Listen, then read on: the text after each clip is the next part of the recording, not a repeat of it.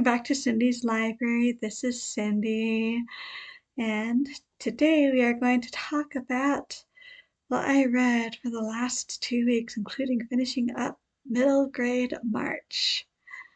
So, start with another archive book, Archival Virtue, Relationship Obligation, and the Just Archives by Scott Cline. Interesting read. Not sure how I feel about all of it, but very interesting read. Have to give it that. Basically ethics for archives, if you want to put it in a nutshell. And normally I don't do picture books, not that I read that many, but this one I have to say, The Clown of God by Tomie dePaola. This is such a wonderful story. And the amazing thing is that, well, we've got Tomie dePaola's wonderful illustrations, of course, but it is the story that makes it. Little Giovanni starts out poor. Not sure he has any family, but he joins a circus troupe and he becomes a juggler. But life has more than that for him. And then, I confess it, with 3 items read for book groups plus middle grade March, I was starting to feel rather deprived. So I read All in a Name, A Matter of Secrets and Spies, and All Fun and Games by Raconteur. These are books 9, 10, and 11 in the case files of Henry Davenport. All in a Name starts with a body showing up on Jamie and Henry's front porch, or at least the front porch of the apartment building they live in. And things quickly spiral down from there, especially with an old name coming back up. A Matter of Secrets and Spies. After all the stress of the last case, Jamie and Henry are on vacation, and Henry is determined he is going to ask Jamie to marry him and propose. But of course, everything that can go wrong does go wrong, including getting mixed up in yet another mystery.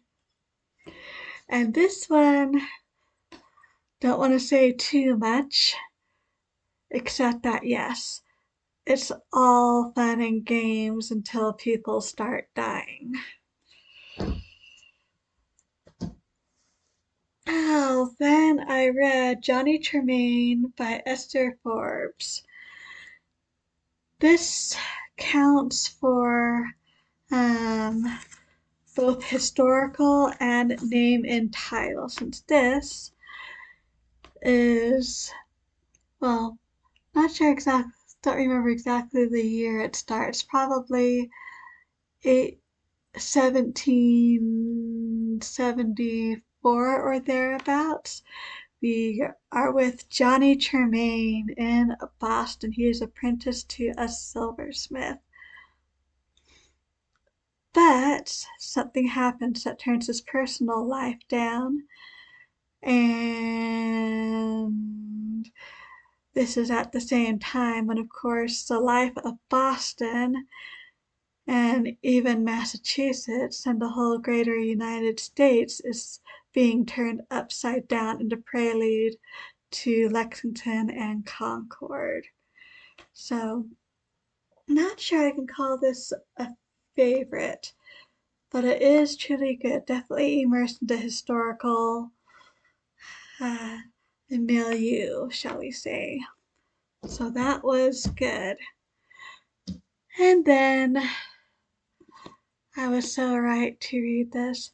Aggie Morton Mystery Queen. This is the first book in this series, The Body Under the Piano by Marthe Jocelyn. So this is a mystery. It is middle grade and it's also what if. This is 1902 and Aggie Morton is 12 years old. I forget which town she lives in, but she lives with her family. Sadly, her father recently passed away. She lives a rather secluded life under the watchful eye of her mother and grandmother and of her, can't call her nursemaid anymore, but she basically follows Aggie all around. When two things happen that change Aggie's life. One, Aggie meets a new boy, uh, a Belgian boy who is a refugee. Belgian boy named Hector Perrot. Aggie doesn't have many friends, so this is an event in her life. Then there's also the fact that a body is discovered at her dancing school. And Aggie actually is the first one to see the body, and so she is rather involved, much to her mother's dismay, but not to her own.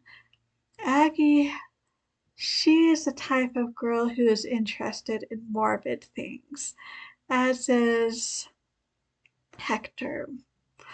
This never really happened, but it is based on the real life Agatha Christie. She really did live in such a place with her mother, etc., when she was 12. And if Hercule Poirot had gone to England at that time, he would have been roughly her age too at that time. So yes, Hector Perrot is a very young Hercule Poirot, and we even get Miss Marple because Grandma Jane is quite Miss Marple-ish, which is quite delightful. Such a good time with this. As long as your middle grader is okay with mysteries and dead bodies, I can highly recommend this for middle grade. So I think that is everything. So, oh, yes, I also read Max and the House of Spies by Adam Gidwitz, which is the middle grade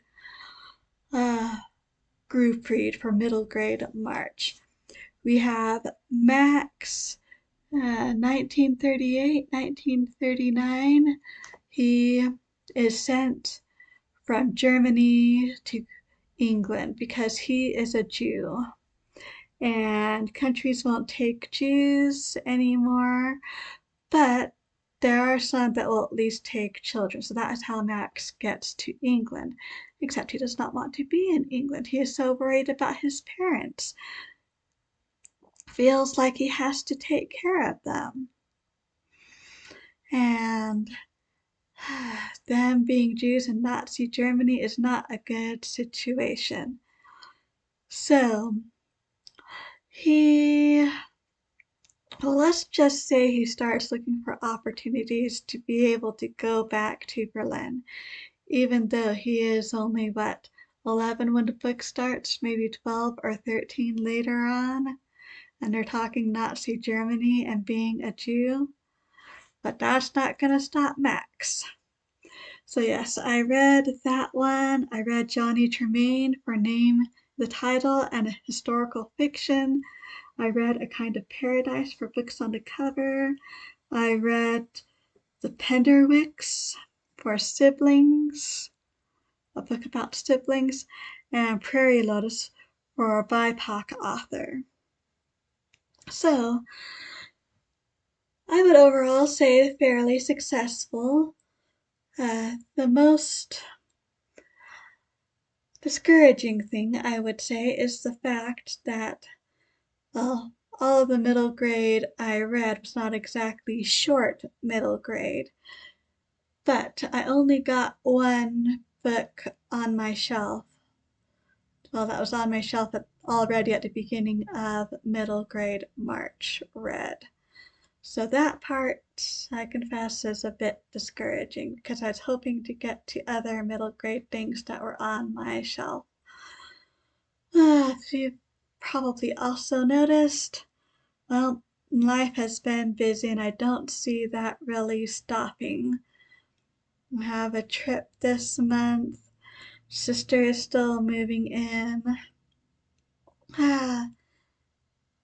And then I have my test, which I am still studying for, which will be in June. So this is not goodbye to YouTube, but another thing is, these are all very well, but sometimes, I'm happy to talk about books, but they're not necessarily ones I'm extremely excited to talk about. There have been a few.